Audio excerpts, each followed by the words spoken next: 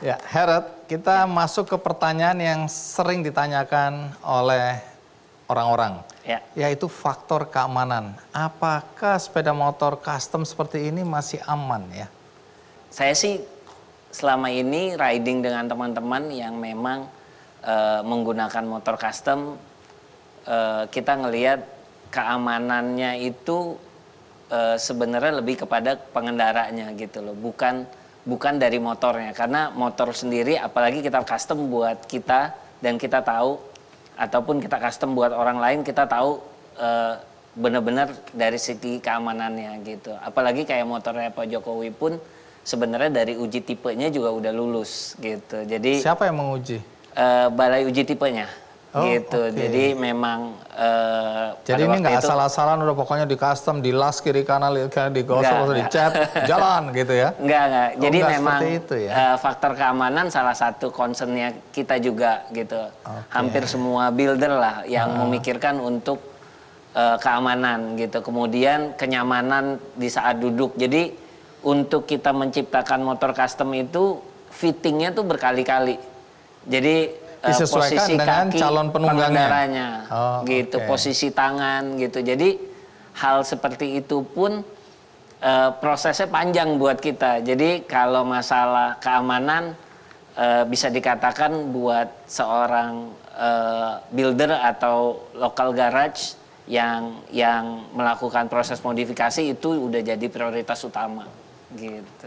Oke, jadi ini sekali lagi bukan sembarangan ya. Bukan. Artinya faktor keamanan juga menjadi concern dari para builders ya. Pasti. Artinya mereka waktu membuat itu juga menjadi pertimbangan. Benar. Baik, paling tidak saya tahu hari ini dan orang-orang jadi tahu ya. Iya. Tapi sekali lagi bukan persoalan motornya, tapi yang naik katakan pabrikan juga kalau yang naiknya kaca kan tidak aman untuk dirinya sendiri ya. Nah, soal speknya kan berubah nih. Ya. Nah, nanti STNK-nya, BPKB-nya bagaimana itu ya? Nah, ini sebenarnya saya juga nggak bisa jawab. Karena ya mungkin ini salah satu kenapa di dunia custom ketika Presiden Jokowi menggunakan motor custom seolah-olah muncul harapan baru gitu. Karena memang salah satunya isu yang akhirnya tersenggol adalah legalitas gitu. Dan urutannya kemudian dari uji tipe STNK itu akan seperti apa gitu. Dan itu juga yang membuat saya akhirnya, karena setupnya pemikiran saya adalah selalu membuat something yang bisa legal, yang bisa punya harapan dari sisi bisnisnya juga gitu. Makanya kita pikir kita stop dulu deh di motor custom yang chopper ini. Kita coba untuk ke Vespa gitu. Kita coba untuk ngelihat dari sisi konversi listriknya, dan mungkin ini secara regulasi lebih punya harapan lagi gitu. Oke, jadi ini masih terkendala soal regulasi ya, legalitasnya ya. Iya. Jadi motor-motor atau sepeda motor custom ini belum punya legalitas apa STNK dan BPKB gitu ya? Sebenarnya akhirnya yang kita selalu pakai adalah yang lamanya, yang originalnya. Tapi apabila mengacu terhadap peraturan, ya udah pasti tidak sesuai semua. Karena berubah total ya, baik warna, bentuk, ukuran dan lain-lain ya. Oke, mudah-mudahan ini nanti bisa tanda kutip dipecahkan ya bersama. Karena ini industri yang di negara lain ini tumbuh dan berkembang ya. Kalau di negara lain bagaimana itu soal legalitas? Sebenarnya di Amerika kita tahu itu bisa dan bisa disuratin istilahnya, dan di Jepang juga sangat ini ya, apa namanya, kalau kita datang ke sana kita ngelihat ya mereka tidak main-main mengenai aturan kan gitu. Tapi ternyata mereka di sana mengakomodasi tumbuhnya industri sepeda motor custom ini. Benar. Nah, sekarang ke Vespa. Ini kayaknya saya harus mendekat ini, lihat ya. Vespa listrik atau Vespa elektronik atau apa namanya ini?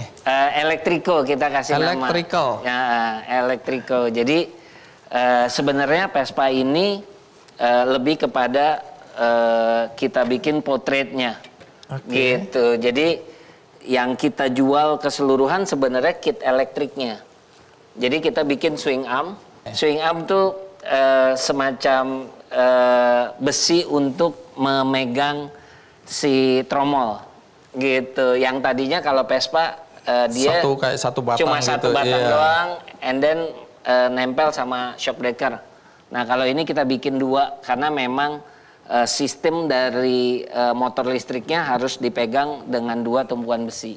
Oke. Gitu. Jadi ini basisnya Vespa apa ini yang Anda pakai? Ini? Sprint.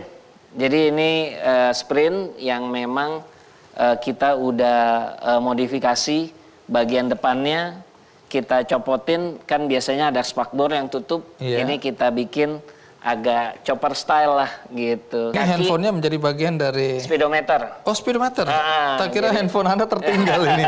Oh, Jadi ini untuk speedometer ngukur, jadi kita pakai handphone dan pakai aplikasi. oke. Jadi ngukur kecepatan, baterai itu semuanya kita bisa kontrol pakai aplikasi. Kenapa harus pakai aplikasi?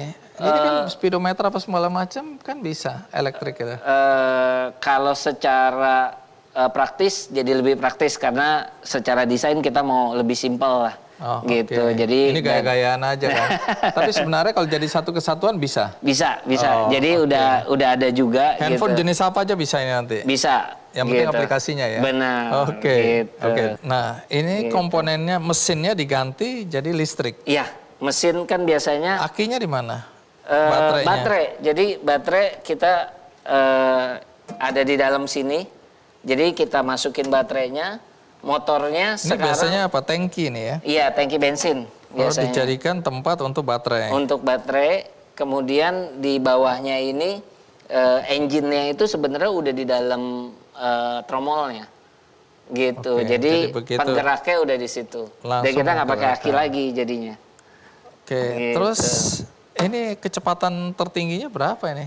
Kita pernah nyampe di 85 km. berarti kenceng sekali nih. Iya. Terus Iya. kemudian dengan baterai isi full, Iya. itu bisa berapa kilometer? 60 sampai 70 km. Tergantung kalau speednya tinggi biasanya Cepat di 60. habis baterainya. Iya, cepat habis. Oke. Kalau saya pakai ke kantor 2 hari sekali lah saya cas. 2 hari sekali. Iya. Emang karena kantornya nggak terlalu jauh juga. Nggak terlalu jauh. Gitu. Terus ini kalau ini sudah dipasarkan atau belum ini? Electric kitnya kita udah pasarkan. Electric kitnya itu artinya Baterai, motor, swing arm. kenapa nggak sekaligus dipasarkan ininya? Orang disuruh beli itu aja silakan custom sendiri-sendiri gitu. Ya, jadi memang kalau sampai sekarang kita karena nggak semua orang bisa memasang ini, akhirnya di garage kita membantu mereka memasangkan. Gitu. Oh, jadi kalau saya punya Vespa normal biasa, terus minta diganti elektriknya Ya. aja bisa? Bisa 3 jam kita kerjain. Oh, 3 jam aja? 3 jam kita ganti. Wow. Gitu. Karena Menarik. kitnya udah ready semua. Di rumah anakku punya Vespa nggak pernah dia pakai, diam-diam nanti tak Iya. curi, tak curi Gitu. nanti diganti aja. Gitu. Iya. Nah, yang jadi pertanyaan ini pemilik merek Vespa marah nggak Vespanya diobrak-abrik seperti ini? Nah, saya nggak tahu. Biasanya kalau gimana? Biasanya gimana itu? Harus izin dulu atau enggak? Nggak ada izin itu. Semasi custom kita sih nggak pernah kayak Royal Enfield, Iya. bahkan kita pernah diundang Royal Enfield untuk touring. Artinya mereka tahu karya mereka, dan mereka seneng malah. obrak-abrik tapi seneng. Iya, mereka Ini seneng. Vespa tapi kalau lihat gini Vespanya sedih nih. Soalnya belum dicat. Ini kalau dijual berapa harganya nih? Sebenarnya memang kita tidak menjual Vespanya, justru yang kita jual electric kitnya. Artinya kalau katakanlah sekarang ini aku mau beli ini, dijual atau enggak ini? Enggak dijual. Kalau dijual berarti apa ini? Jadi electric Jadi kitnya berapa electric kitnya, harganya? jadi harganya dari mulai 17 juta. Jadi tergantung speed yang dikehendaki gitu. Jadi kalau yang speednya 50 km per hours itu di 17 juta. Dan kalau mau tinggi lagi ya terus lebih sampai mahal dari mentok itu. lah, Oke, gitu. itu termasuk ongkos pasang atau belum? Ongkos pasang kita terpisah karena memang orang-orang punya privilege masing-masing. Misalnya kalau basicnya kita udah berserta rem cakram, dia mau rem cakramnya seperti apa, tipenya seperti apa. Jadi tergantung permintaan lagi. Iya, gitu. Oke. Gitu. Jadi mudah-mudahan ini jadi alternatif bagi Vespa yang selama ini udah nggak jalan karena mesinnya udah hancur. Iya, benar.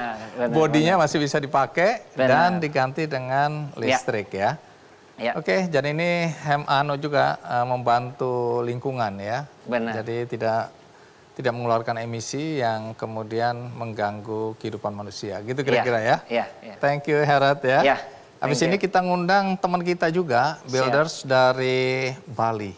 Oke. Nah, pasti teman-temannya Herod juga ya. Karena teman-teman builders ini bersatu ya, bukan bersaing kemudian saling bunuh, enggak ya?